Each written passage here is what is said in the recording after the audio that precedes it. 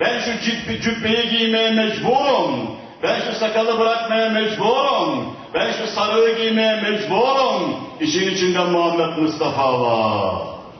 Ey enbiyanın serveri, ey evliyanın rehberi, ey sücan peygamberi, ehlen ve sehlen merhaba.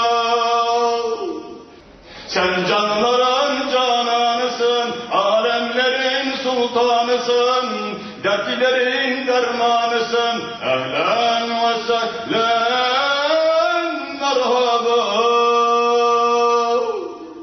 Sensin o mahbubu huda, etme şefaatten cüda, Ahmed Muhammed Mustafa, ehlen ve sehlen merhaba.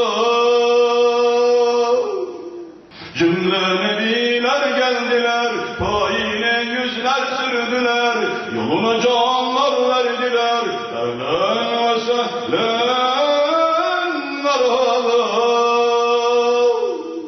Güneş cemalin görelim, payine yüzler sürelim, yoluna canlar verelim, ehlen ve sehlen merhaba.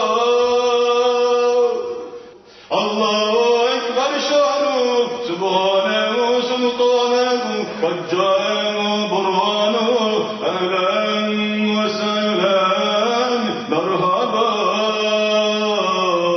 أهلا وسهلا